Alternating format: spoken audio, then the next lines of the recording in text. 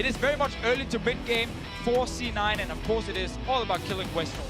And I like the fact that you bring up the early game Cloud9 goals and what they want to accomplish compared to the scaling power of the AHQ composition, because the conversation we were having earlier, we were talking about in the caster room how every game, it seems so far, is either 25 minutes or 55 minutes. And there's almost nothing in between. The games are either super quick or they're super long. And C9, they want the 25. Absolutely.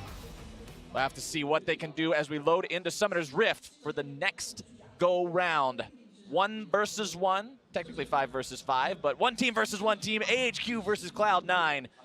Seeing if it will be the representatives from the LMS or the NALCS to walk away with the victory in this one. Remember, AHQ already has a win under their belts. They took a victory over EDG to the surprise of many. Cloud9 dropping that first game to SKT, not really to the surprise of many, but this is their chance to find that first win and get on the board. And it went from just a game for Cloud9 fans to an important one. When you see EDG drop yesterday to AHQ, you realize that, hey, win here, and suddenly when it comes to head-to-head, when it comes to the second seed that understandably a lot of teams are really focused on in this group with SKT looking so dominant, there's a lot to look forward to here if C9 can pick up the win. I mean, a lot of people originally saw this group as sort of SKT's automatically going to get first, and then AHQ's probably not going to be competitive, and it's going to be a 2-horse race for second between EDG and Cloud9, but with the AHQ win yesterday, that changed. Exactly, and that's why I think if you're AHQ and you're able to get that 2-0, you suddenly look like the favorites to make it out of this group here with SKT, despite still being a lot of games left to play. And we know from past experiences with Worlds, Day 1 and Day 2 do not decide the entire group. So European fans, don't get too sad just yet. There are still hope. I'm at least latching on to a little bit of hope for now. Got your glass half full as much as you can there, Deficio. I gotta try, man. I gotta try. All right, Cloud9 also seeing what they can try here in the enemy jungle. They've got 3 men moved up on the enemy red buff, and they'll look to steal this one away here at level 1. Was a Trinket Ward down from the side of AHQ, so they have a complete read on this. So force vertical jungling if they want to. They certainly will be able to get the read and look for a red buff steal. Because they were spotted, remember, Contractz can go for a level 2 gank in the mid lane when you pick up a red buff this early. He can also run straight to his own red buff in case the Jarvan is actually baiting to try and steal that away. And that is exactly what Contractz is doing. He's just rushing right there, saying, if I find the Jarvan, I'm going to kill him. You don't just fight level 2 red buff Ezreal very effectively as many champions. Contractz will be very capable of dealing with this J4 should he run into him. But as we can see, the Jarvan has no intention of heading towards this. And this is very smart because you deny red buff from Jarvan, therefore you deny that first really powerful gank from Mountain as well. If you are C9, you know Jensen are going to play aggressive, you know Westdoor's going to sit at his tower, you do not want this Ryze to die very early. And I think it's a smart read because the only possible gank you could see from the side of AHQ was a level 3 or level 2 red buff Jarvan. He certainly doesn't have a red buff. That information is confirmed for the side of C9. So now he will purely play the game of trying to counter gank mid and top. That requires deep vision, that requires extra early information. So having him now have no offensive options is pretty big. As speaking of offensive options, Contractz already bot lane. Contractz going for an early gank here on the bottom side. Albis gonna eat the Mystic Shot to the base. Doesn't quite find the Glitter Lance where he wants it. A little bit of damage being applied to both the bottom laners of AHQ. Contractz walking himself away, no worse for wear. Goes right back into the jungle. Not fully committing anything because there was a big wave Sneaky was killing under that tower. Not ready to leave. That's one of the worst feelings as an AD carry when you're sitting and about to pick up a big minion wave and then your jungler is actually ganking for you. You gotta skip that wave and rush forward. Sneaky says, no, just step away, Contractz, go back to your jungle. And speaking of bad AD carry feelings, I remember earlier in the season when Doran's shield got the buff, there was Sven and other AD carries saying, no, not my item, I'm going Doran's blade. How do those AD carries feel now that apparently you can go both sides relic shield? We're going full gold generation in the bot lane, such a far cry away from longsword pots like we had a few patches ago. Definitely doesn't make you feel like a superhero, like a damage dealer, like AD carries. But then the outer sensor is completed, and then you're a superhero. Let's see. Contractz is around here. He's on a ward. Hanging out on a ward, so not likely to see a whole lot happening here. Mountain at half HP sitting on his own Krug that he recently took, so not really a whole lot to see happening here either until Contractz makes another appearance bottom side, but again, spotted. These wards are just ruining his day. Jungle Ezreal is so dependent on getting going early too. Like, you want to see this pick succeed with some early ganks, but it's just not happening yet. Yeah, so let's give credit to AHQ and their early vision control here. Actually kind of reading, okay, on bottom side is where we're expecting the Ezreal to be. Both wards spotted him and avoided a gank in mid and a gank in the bottom lane. And these things are very important when you play against these comps that wants to get so far ahead early, like we see from C9. A lot of teams tend to skip some of that early vision, and suddenly they get surprised. If you think about it, all AHQ are focused on is sustaining, is getting to the late game. So if your wards are off point, your entire early game plan has completely gone out the window. So it's good to see them understand where the pressure's to be played, because you could have thought mid lane. It hasn't been any mid lane focus just yet from Contractz. Yeah, Westdoor been sitting very far back in his lane, making sure he's not an easy target to gank. Of course, after seeing Contractz down in the bottom lane, Mountain are able to go in and steal away most of that Raptor camp and get another deep ward, while Contractz is stuck on the Crux, which kind of sucks a little bit for the Ezreal. Takes a lot of time for him to actually clear it in the end, and he's not able to apply pressure right now because he's trying to make sure he's not falling behind in experience. I wonder what percentage of the game he's been sitting on a ward. He's spotted again as he walks up to the Raptors. So much smart vision put down from AHQ. Their read on Ezreal is probably similar to their read on, say, Nidalee, for example, if that was the jungle pick selected. That's the right read with what Contractz has been playing recently, and keeping tabs on the aggressive jungler has been gold standard so far for AHQ. And now Westdoor can just hover towards the top side of his lane because he knew Contractz moved to the bottom side, and again, make it even harder for this Ezreal to execute a gank. Mountain will even found Contractz. Mountain one level up, but still not wanting to flex muscles against this Ezreal just yet. Contractz trying to steal away the chicken camp. He'll take one little tiny one. Mountain smites away the big one though. I mean, the what-ifs are what's going through the head of Mountain here. He knows the game plan. They've stuck to it so far. Sure, there's a chance of a kill, but it's Flash, it's Ezreal with the Arcane Shift. There's mid lane priority for the Ryze. You don't need to have the Bloodlust. That's not what the comp was set up for. That's not the win condition. So I like to see HQ, wherever possible, playing smart defensive rather than just giving up creeps, because they are still keeping competitive in CS. Because if Mountain had gone all in right there on the Ezreal, with it, Westdoor would have to actually give up quite a lot of minions in the mid lane to try and join him. Otherwise, Jensen could just ult in with this Ryze here and then instantly take down Mountain and force his flash. So it's a cool game plan. I like the discipline as well from HQ so far. It's on C9 to keep forcing though. Losing the minimum, it's an art. It's a very difficult thing because the red buff here, it's a smart sweep from Mountain, but we know Contractz is close. Very smart sweep from Mountain, expecting these jungle Ezreal shenanigans to try to catch him at his buff in a vulnerable position, grab some cheesy free kill, but not today. Good not pressure yet. though from C9. Deep vision coming in, killing that ward as well with the control ward. And you have Jensen controlling mid, so he's not killing Westdoor yet, but he's always able to move first with the Ryze here. And once again, Westdoor knows Contractz is on the bottom side, so he's staying towards the top side. There we go, looking to make a play onto Westdoor now.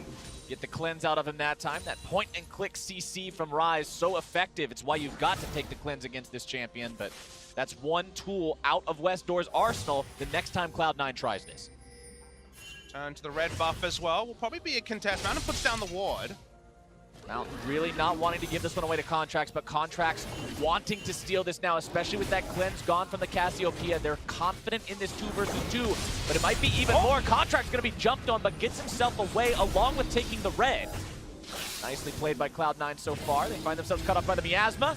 Realm Warp comes in, gets them all out. Westdoor's now the one who's forced to slither away. Flash gonna be coming out as well. Impact makes the rotation, and the damage is there over the wall. First blood. Excellent teleport coming through from Impact. A lot more decisive than I expected from C9. They do pick up the first blood. It took 8 minutes, but they start to break the game open. And again, it starts with Jensen pushing in Westdoor, moving down first. So when Westdoor had time to join, he walked past that Raptor camp, found himself all alone without a good way to actually get out. And then earlier ward placed by Contractz near the Raptor camp was used to TP on. And what were we saying at the beginning of this game, boys? Talking about the Cloud9 game plan every time. Play around mid, get Jensen going. This is the default that this team falls back to, and it's working now as they find the kill into Westdoor. An early game, what does Nautilus have? Reliable pushing and just the most reliable of teleport games. Let's see the replay. We're almost surprised by the base damage of the flag and drag onto Contractz. They thought they'd zoned out, but this is a really smart use of the Realm.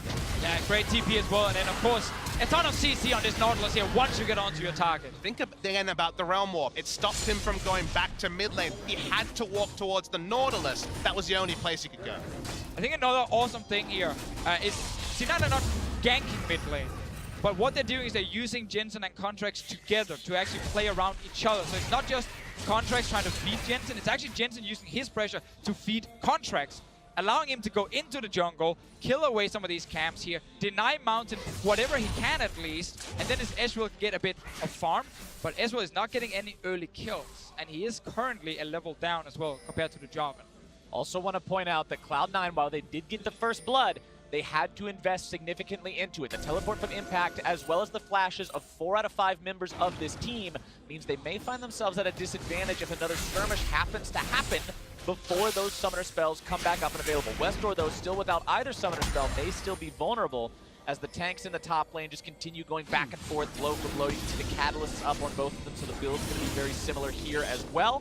Jensen and Contractz, again, just trying to counter jungle whenever possible. Even if the pick ban wasn't enough, you press tab, you see that already a very fast Targon's Brace is completed for Arn. You're under no sort of illusion that AHQ is trying to lose the minimum. It's an Infernal Drake spawn. First, there's 4 control wards already placed around. AHQ keep waving the white flag and saying, not now, we'll get there later. So I'm gonna look for C9 to make that Infernal Drake take as fast as possible. Absolutely. Now grabbing the root onto On. Sneaky playing aggressively on this Xayah, now utilizing that Blade Caller to get the Feather Root. And I want to talk about like the next step for C9. It really is around bottom side. Push in this lane here from AHQ, roam down with Jensen first. You can always move before the Cassiopeia and then just get pressure on bot lane here. That suddenly means there's now a Dragon available. There is no teleport from Impact. Zip needs a few more seconds on his. Cloud9 going for this now. Get away, that TP Westdoor. available. Westdoor trying to get out, but now he may just be collapsed on getting himself the Petrifying Gaze. The damage coming down onto Jensen. The root into the Dunk Mountain, not able to find it! And Contractz fires the True Shot Barrage! And Smoothie showing why he took Janna early over the Lulu, because there is a Jarvan on the other side and you can deny so much damage from AHQ lineup by using this ulti perfectly from Smoothie. Another shield coming in as well. Jensen making sure he stays alive. And AHQ did not need to make that initiate. It looked like they'd get away scot-free, but they give up 2 kills. Not yet the Infernal Drake, but when you have that sustaining playstyle, that defensive playstyle, sometimes you go awry. I am pretty sure AHQ are saying we need a few more seconds for teleport. We can then actually fight and stop them. But because of the ulti from Ryze, the fight breaks out way earlier. And then suddenly the TP was not ready, because it was up about the time Westdoor died, TP was ready from Ziv. We're talking a few seconds, but because C9 disengaged from the Drake and take the fight, well, then AHQ's game plan kind of go out the window. And now the TP is up, not only for Ziv, but we're just moments away from it being available for Impact too. So both top laners will now have the opportunity to get involved in the next fight when it happens for that Infernal Drake. And that was kind of the thing before here, where AHQ actually were happy enough giving up first blood for a teleport, because it meant that Arn and Albis in the bot lane would be safe for a little while. You can't really create a tower dive with the Ryze if the enemy Maokai can just TP in and stop you. Now the fact that C9 still managed to get a few kills and get Impact TP back, well, suddenly C9 can play around this bot side and actually do it properly. And speaking of properly playing around these things and setting up the fights, Ardent Sensor now up on both of these supports means that you are going to have that extra fighting and damage capability in the fight. But that's the only even thing about where the game is at. It's obviously recurve both pickaxe for Kog'Maw. So far from the rage where they're actually teleporting in after the Drake goes down. The attempted steal from Mountain not quite coming through. Contractz making sure to use the True Shot Barrage to get the burst down there as well, as Mountain going to find himself caught out over the wall. EQ comes back in time to get himself back to safety. Didn't have the flash there, so really needed that.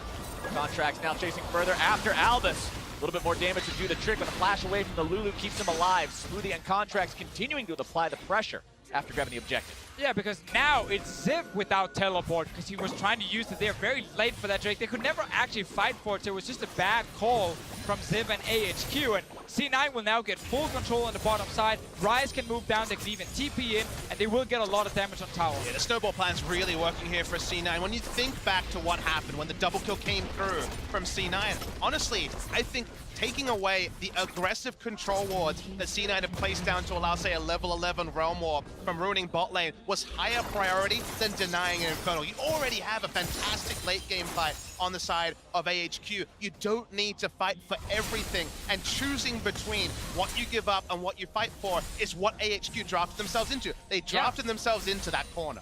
And that's why it's actually a shame, because the first 10 minutes we felt like they were really following that game plan. Not taking any risky fights, not giving away anything. Westdoor played super safe in his lane.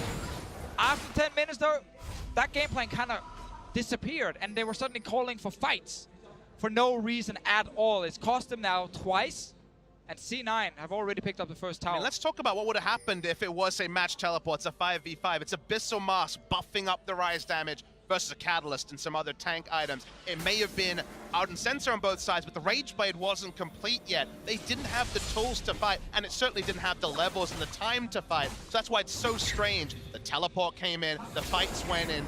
It's been up and down from AHQ after a solid first 10 minutes. AHQ will need to continue playing patiently and safely if they want to be able to win this game. That is pretty much cemented at this point. But if you're Cloud9, what's the next step to continuing to snowball this lead and getting where they need to go? And I think just following on from that question, it's both teams kind of have to, specifically AHQ, what do we have to fight around? Because it keeps morphing as lanes get longer, as the ability to put down wards on first Rift Herald, then Baron gets longer. It's so hard to choose, and it evolves depending on the mistakes you make early.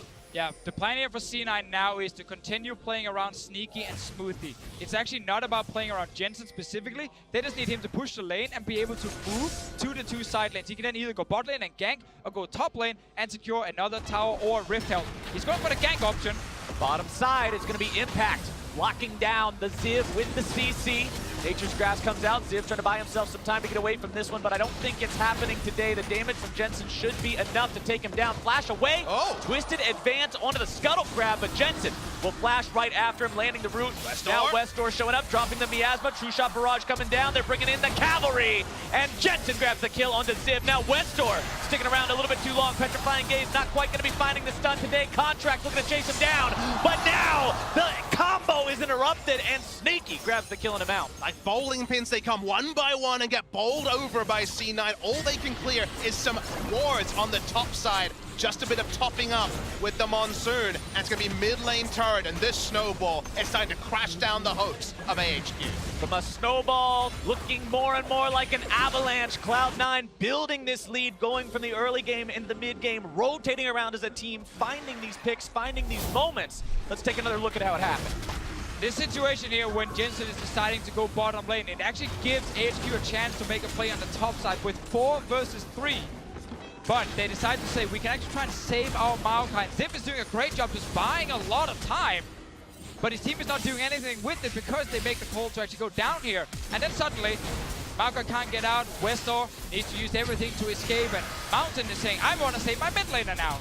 You look at the minimap, and all they really got was a couple of control wards around the Rift Herald, and then because people are living so long, because earlier damage was a bit higher than expected, commitments are being made, and that's where I feel the communication, that final killer call of commit or disengage is starting to go awry, because in a couple of half-second decisions, AHQ have really opened up an advantage for C9. Yeah, it really seems like AHQ are deciding on a play, and then no matter what happens, they're going to stick to it. The call there was try and save Ziv, and that's why they kept walking in one by one, even when they could have just stepped away and let him die and nothing else could happen. Same with the Drakes earlier, where it very clearly seemed like they were saying, we need to fight for this Infernal Drake. And then it actually ends up costing them because they were not ready with TP first, and they definitely should not go for the second one. Talking about those Infernal Drakes, it's under a minute now before that second one spawns. That is exactly what Cloud9 wants to see with this snowballing plan. You love to see those high-value Drakes come out when you're in total control of the map, in total control of the game. They'll love to set up for that one and grab it for themselves. And AHQ likely going to have to do what we talked about earlier and just continue to concede these objectives, because fighting is becoming more and more difficult. And what I've really loved about C9 is they've been well drilled in terms of their preparation for objectives, because they had 3-4 control wards around the Infernal Drake, eventually took it, moved 3 topside, thought they'd get a Rift Herald, eventually there was a fight. Speaking of fights, Now we've got Cloud9 going to be collapsed on in the enemy jungle. Over the wall goes Mountain, able to find the dunk on a Contractz. Well, Morph can't save him just yet. Sneaky and Smoothie show up a little too little, a little too late. Sneaky firing off those feathers, but now Impact had TP'd behind enemy lines only to find himself alone. Cloud9 gives away 2 for free. Bit of a misread here. They had previously been played around Ridge, and we saw them setting up, decided to move their wards down bot side, but they were looking for a red buff steal, and that ended up being one objective too aggressive from the side of C9, and they'll probably give up Infernal on the backside. Yeah, that is a huge one here by AHQ. While C9 have been able to get so much gold before this by punishing a lot of mistakes, it's now actually the other way around. And the thing is, as we said in Champs, like HQ's comp is insane in the late game. They've just been making some risky plays that cost them a lot of gold, but the fact they're getting 2 kills back plus Infernal, that is huge for a potential comeback. We're definitely not in 3 sweeper territory yet, so there are wards here giving AHQ advanced information, and C9 feel like they can play in multiple parts of the map. The collapse from AHQ was first, was on point. Doesn't matter how many items are stacked onto the Ryze and onto the Xayah. They give up the Infernal as well. You look at the gold lead, it's not 5,000 yet. It's still going to be closer and closer as the game goes on, and C9 need to find a way to stick their leads. And look at what's being displayed on your screen right now. Cloud9 with a lead at 20, a 74% win rate. If they have that, that seems solid at first, but then you look at where that ranks among all other Worlds teams, they're 22nd out of 24. And that's including play-ins, remember. That's Yeah. a lot of teams, and that is not a strong suit of their game plan. They are not following into what we saw earlier with playing around control wards. People across the map making decisions that may cost them. And what we can say about AHQ, it was fully evidenced yesterday against EDG. You give them late game, they've drafted for it, they're ready to go. We know HQ will never give up in these late game fights here. They're trying to protect Ann every single time and see if he can be the big carry. Westdoor is trying to at least deal a bit of damage, but it's not about him. Normally when we see HQ in late game, it is really about just protect this AD carry. Cloud9 unleashes Shelly in the top lane, finds themselves their 3rd turret. That will be the final one in that outer ring. But what did we see yesterday, guys? We saw AHQ against EDG in a match that went forever. EDG made quite a few punishable mistakes, and AHQ, because of that, found the win. Cloud9 cannot allow themselves to fall into the same trap, or they might suffer the same fate. Now on, they be collapsed on here. Cloud9, 5 men strong. We're going to take down the AHQ bottom lane. Root comes out, damage comes through. Wild Growth is there, but it will not be enough. On goes first, Albis goes second, and Cloud9's looking for Baron. And that's the kind of play you're looking for if you are C9. You're still trying to play this fast game here. Great use of the Ryze ult here from Jensen. They're fighting again. Still trying to stop this. AHQ is not willing to go quietly into the night on this one. Mountain over the wall, ready to steal if need be. Jensen walking away with 10% health. Scryer's Bloom fired off. Cloud9 backing away from this one now. The Baron is stopped. So very early in the game, so tanking the Baron here when your Nautilus is sitting with only magic resistance at this point, and Ezreal jungle is difficult, forcing a C9 to just step back, accept the fact they got 2 kills, and that's still good enough for them. I mean, another pick later, and you gotta say, Ryze, Ezreal, and Xayah do shred down Barons. You can see why there's a bit of bloodlust in their eyes. We've seen the replay, very decisive, and what I want you to note is that Ryze does not take the Realm Warp. Once again, they come up with these pincers. I like the fact that we always see the evolving use of the Ryze ultimate, and there was nowhere to run for AHQ. And we've seen that multiple times. Jensen using this ulti to surprise AHQ. HQ very clearly have that plan in mind that then gets completely destroyed because of how fast multiple C9 members show up behind them. And I want to talk about something a bit more general as the game starts to slow down a little bit, and it's about the Ardent sentiment. It's about delay tactics, about what we see AHQ draft and what we'll see many more teams draft, these containment drafts, the trust in the late game. I still am fully on the side that playing aggressive is the way to play, even if you do draft Ardent Sensor, because guess what? The shortest way between 2 points on the map is the aggressive path, and if you have the wards down, if you've already done the due diligences, if you're there first, you will reap the rewards. So C9 so far have largely been able to do that. That's why they've grown to gold lead, and I think that's the right way to play the meta. Definitely, if you're able to continue actually snowballing, and that's why a lot of teams are saying, we don't feel like we can do that consistently, so we want to take the late game draft and just see if we can win late game team fights. And that is also a very fair choice to make if you don't trust in your ability to play that very clean game. I really like the itemization decision coming out from Cloud9 right now as well. You can see Impact with the adaptive helm, trying to get himself away now from the collapse by Ziv. He might have help coming in, but Cloud9 on the Baron while their opponent's time is being diverted to their top laner. Now Impact going to be making that TP up to Baron himself. AHQ, they want to collapse, they want to get here, but it's not going to be in time. Cloud9 get the Baron 24 minutes in. Very important here that C9 is making a good call for Baron, and no vision around it from AHQ, no reaction really happening from them either until it's too late. The Baron was one of the reasons AHQ got back in the game against EDG yesterday, because they actually managed to win a fight, secure that objective around the 30-minute mark, delay the game even further. C9 though get it before 25 minutes. They can now start getting out some of these tier 2 turrets. And it's just consistent play from them. 3 control wards down. They knew there was no chance that AHQ was going to react. No steal potential coming out from them. They pick up the Baron. The wave play on the side of AHQ is really nothing to write home about. It's decent, but certainly not going to be gold standard when the Baron buff comes in. Once they start getting those flanking wards and bringing up the minion wave from Jensen, they have a lot of options for C9. And Ryze is also one of the best mid laners with the Baron buff, because when you're pulling people to these different lanes to defend, you use your ulti to quickly get to another lane, buff up these minions, and then you can even bring some minions with you and just take down a turret where the enemy team can't defend because they cannot move as fast as you can. Cloud9 now set up with the 4-1 situation, pretty much the staple for Baron pushes, unless you're in a region like the LCK where you sometimes get to see the 1-3-1s done successfully, but in the North American LCS, Cloud9 used to these 4-1 setups. Once they've got the Baron, we'll have to see how well they can execute. Now applying the pressure to the tier 2s in the mid lane and the top lane. Jensen continuing to put those auto attacks into the top lane. Tier 2 nearly has that one down, while the rest of the team can tell the same story here mid. It's very hard to deal with this as AHQ, 8,500 gold down. They've got the Righteous Glory on the Maokai to try to engage if it's a possibility, but Cloud9 is just so far ahead, and it's so difficult. Now they're making that push. They're hitting the item break-even points one. That's also a hook, but just onto Ziv. They'll back away. Trinity Force complete on Ezreal. 2 to 3 items on everyone. Cloud9 are ready for a fight, and that's why AHQ are always all walking backwards. Even if they have a numbers advantage, they want nothing doing with a 5v5.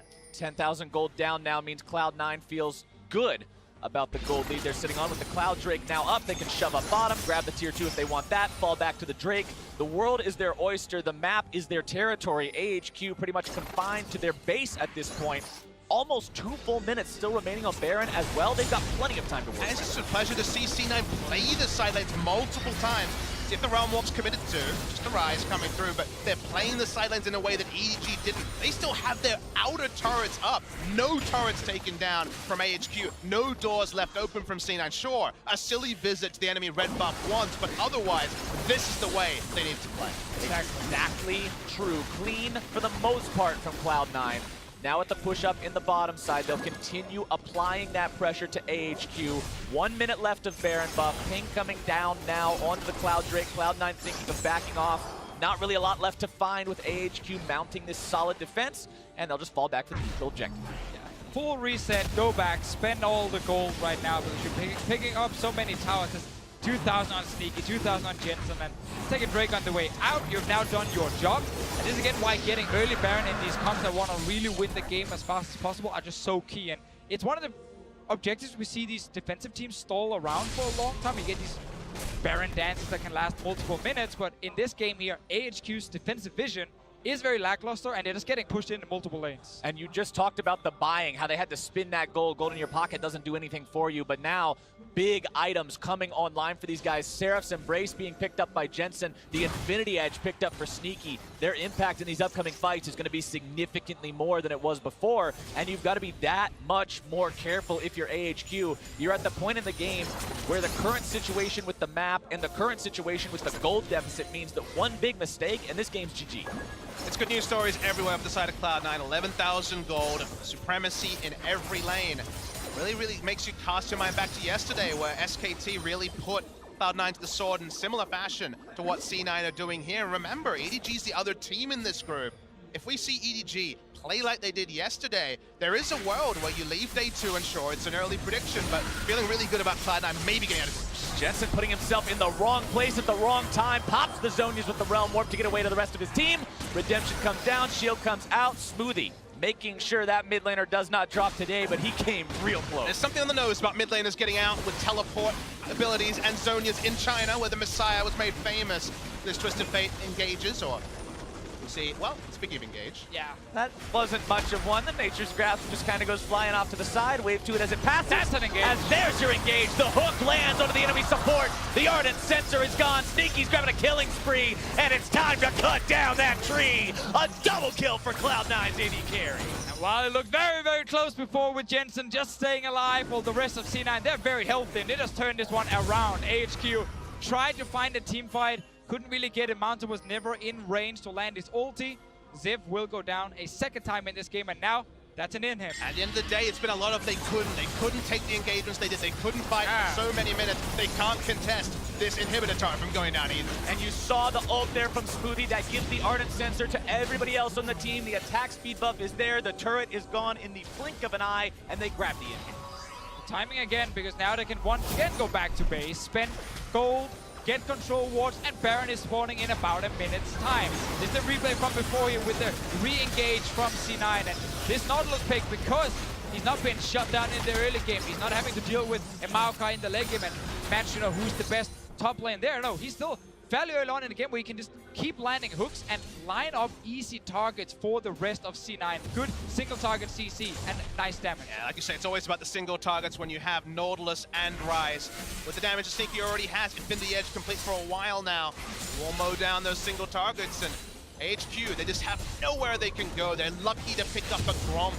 Get a bit of gold at this point in the game. Next Baron is 40 seconds. I'm not convinced C9 need that to close the game, but it'd be a nice cherry on the top of what has been a delicious cake for Cloud9. It's not a need, it's a want, and if Cloud9 want it, they can take it at this point. 13,000 gold up on looking to put some damage here into Smoothie. Grabbing a good chunk of his health bar on that one, but Impact is channeling the TP to make his way into this fight. Not quite going to do it just yet, but the Realm Warp is down, and Impact is now delivered into the back line. On going to be hit by the ulti, but the damage is ultimately on the Mountain, who gets knocked right out of the fight himself. Westdoor is going to be next. The Petrifying Gaze will buy him enough time to escape, but On is quickly squished under the foot of the Nautilus.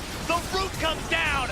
Ziv is taken out just a little bit, not quite yet. Taken out of the base. They're going to go for the finish. He's taken out of the base, and Cloud9 again. The Ardent Sensor ulti from the Janna. The one super minion is enough. The backdoor bonus is gone, and Cloud9 will take down AHQ and get themselves their first win. Smoothie may be the most offensive Janna we've seen. No peeling from him, just buffs for everyone.